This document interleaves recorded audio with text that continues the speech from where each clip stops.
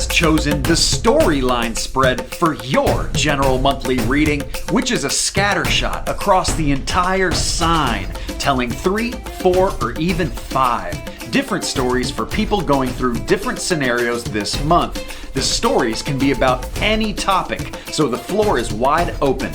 People say that often multiple stories do and will resonate with them, but the main goal of the storyline spread is to find that one story that is all about you. And that is what we're going to do today. Welcome in, Aries, to your storyline spread for April 2024. Now, what the intro did not tell you is that this is a very specific themed storyline spread. Spirit wanted to make this all about money and finance. Money, money, money for my great Aries. And coincidentally, tax deadline month. So there are very important financial messages. I know that for not just Aries, but for some of my other signs too. I have a finance for Gemini, and I got some big messaging coming in later that I'm going to release on Facebook about May finances that affects everybody. But let's get started with April 1st, guys. One thing at a time. Storyline number one, or story number one in the storyline spread. The first thing that we're going to talk about here, Aries, is the connection card of my hoarder card. This is a hoarder card that is turned around, flipped around. By the way, if you want to look at this overhead view of not just your sign, but you want to look at any other sign, I do post these pictures on my Facebook page. The hoarder card coming in inverted basically means that it's actually okay to be a hoarder here, okay?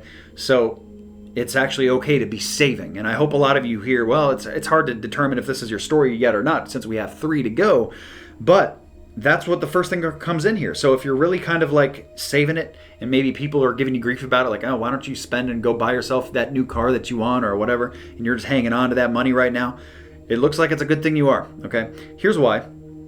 And this does play into what I got to tell you guys about May. You know, I hate to like tease it to death, but that's going to be something I post on my Facebook page. I don't want to put it in the readings directly, but there is some big stuff coming financially in the next couple months, like that affects everybody, not just your sign. It's like, you know, across the board. So anyway, big deals coming. This is probably why they want you to save, okay? They show that the Hangman card comes in next too. So a lot of you, especially if you're buying things with your significant other, or you're buying things with people, or with doing things between 2 accounts, because this can also be 2 people, 2 entities. Sometimes it's a romantic connection, like a husband and wife doing something financially, but it doesn't have to be. It could be like you and your sister going to start a business or something like that, in which case they're letting you know if you do that, your money is going to be tied up for a while. Okay, again, it goes back to my May message. And what they're showing here is that I have my Hangman card, I have my Loyal Heart card. So it's just letting you know, it's not saying don't do it. If the timing you feel is so right and you just are going to move ahead one way or another, it's fine to move ahead as long as you're okay with the fact that you're not going to be able to get it out for a while, at least not without a loss. Okay, they show inaction there with the love corner. So that is basically saying, like, if you have a problem with that, don't do it. That's the way I read that. The next thing they show here is what to do and how to kind of mitigate this as you go through it. It does kind of feel like this is a story for less of my Aries, so do please stick with me to get to story 2 and 3 in case this one is not about you. They show getting through this takes authoritative push with work. Your work corner is coming in here basically asking you to be the boss, hold great authority, hold great account, you know, do everything the right way, take care of the business, and they show learning from your lessons too. So a lot of this stuff are things that you've learned before and are having to learn again here in the situation of story 1. So, you know, I wish I could give you more. There's just not enough details there to do that. It's a good time to remind you, though, that this is a general reading. If you're looking for messages that are personal, private, and only about you only, without all of your Aries friends, those are available on scottsagent.com from small all the way up to full service. Got a little something for everybody on there. By the way, Aries, we are in Aries season, and it's one of my favorite seasons. And because baseball is beginning and into the Aries season, and it's always a good fun time for me because I enjoy Rays baseball, but also, you know, wanted to say happy birthday to my Aries that have already had birthdays, and my Aries that have birthdays coming up. Happy birthday to you guys as well. Let's get into story 2. Story 2, the first thing they show here is a very nice omen. We have good credit, good return on investment. You guys are making good moves here, or maybe you've already done that. Made a good investment. Maybe this is just long practice that has been at play for a while, and now you're starting to reap the rewards of these good financial decisions. Okay, if that sounds like you, this is more than likely your story. The next thing they show here is my King of Pentacles, but they said not the person, though. They're talking about the authority of finances. They really need you to keep being that way. It's like, don't forget how you got here type of thing, Aries. It's like you did a good job, but you're going to need to keep doing a good job, okay? Especially because of what we got coming very shortly.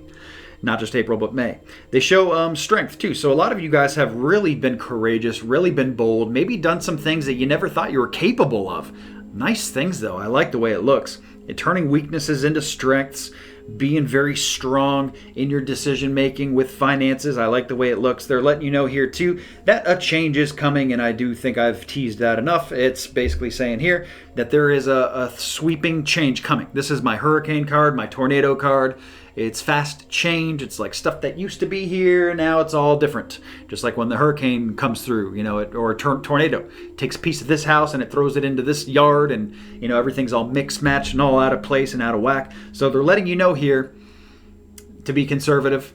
I do believe that's part of the message in storyline 1, 2, being conservative, playing it safe with your finances, to be a hoarder, right?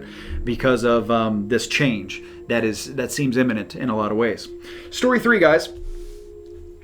Story 3, we have action with money coming in. So these are my Aries that are spending money like right now, doing things like very actively spending. If that sounds like you, this is more than likely your story here too. They show my 8 of Pentacles. It's a card about coming very easily to you. You may work hard for it, or you may just do a lot of spending because you got a lot to spend or whatnot, but it's coming very easy. So the water is very calm, so to speak, there. So that's a good start to April. The next thing that they're showing me here is that there is a decision that gets made, though, a financial one, that is pretty prevalent to a lot of my Aries in April. And a lot of you have already made this decision, they're showing. And if that's the case, that's good. And if not, you know what you got to do, I suppose. We're going to get into your moon cycles very shortly. I'm just bringing that up because they bring in timing here about like inaction mentally here, and getting like your mental clarity about things is going to be very big for moon cycle stuff, because we have the biggest new moon for the rest of the year. Like the last one we have, the super new moon is what it's called. And the last one in 2024 is happening in April. So this is the best month for you guys to bring new things into your life, especially if it's financial. It is the good time to start new habits here in April. We'll get into those moon cycles momentarily. Oh, and also got to tell you, the homily that I used to put at the end of your reading, that is going to get a standalone video on its own now. That is not going to be attached to this reading, so this reading will be a little shorter right here. But the homily will be posted around the time of my urgent readings. And looking at my sheet, you guys do not get an urgent reading. That's actually good news, is the way I view it. Is like, Spirit just needs to give you these little pieces of financial advice, and you're good to go for April.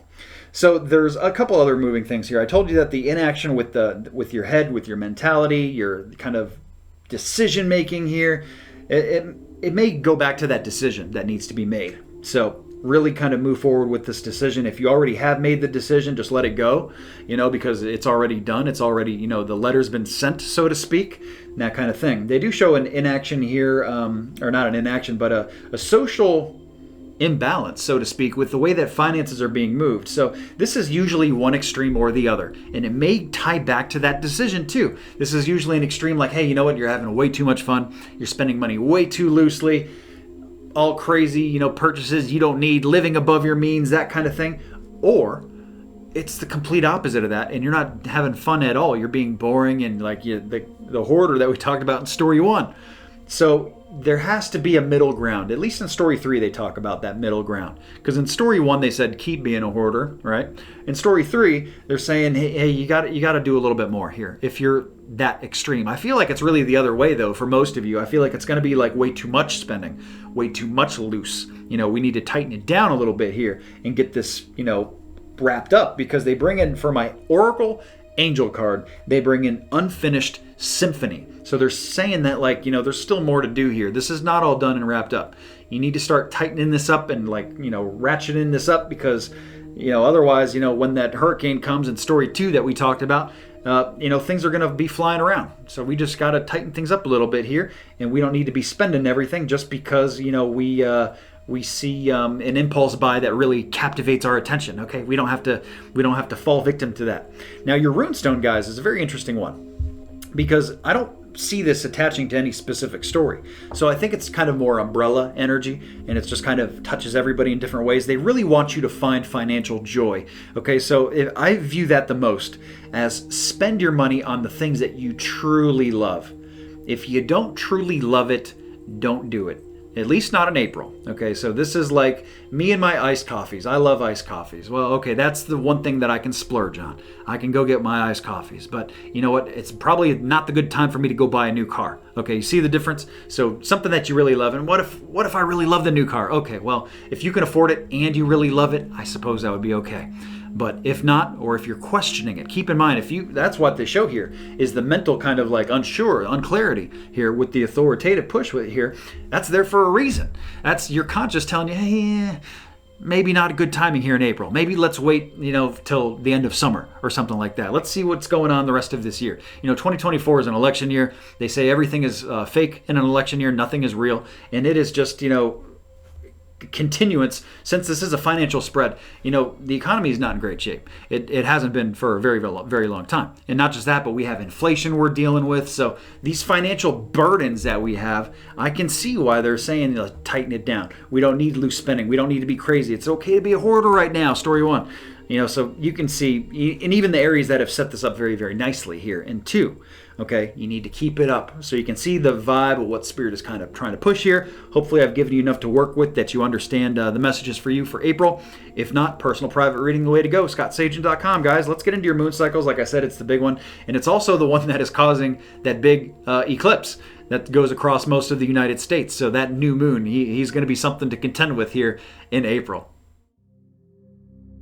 Okay guys, it is moon cycles forecast time. Let's talk about these lunar energies that are all around us anyways, so we can use it to our benefit, implement some positive change into your month. Well, the first thing you need to understand is whether these energies are coming in or going out. Just like the tides, the moon has control of that. In the same way, you can use it too. The first thing that hits chronologically this month is the new moon. You're going to see all the text information on your screen, any rare occurrences, as well as the date. Now, this is a target date for the new moon. It doesn't have to be done on this date, guys. I really like to bracket a few days before and a few days after to get a very powerful week where you can bring new things into your life and really manifest. If it is NEW, it's not there before, brand new, this is the best time to bring it into your life. Something new financially, maybe something new with work, new love, new health. It doesn't matter what it is. If it's new, this is the best time of the month to work on these things, really help bring it in. Adversely, the full moon, the opposite energy, the energy going out, hits on this date on your screen. And of course, the same rules apply. It doesn't have to be done on this date. We're talking about a week window, a few days on each side of it here. When this energy is very strong going out, and the energy going out is the best time to get things out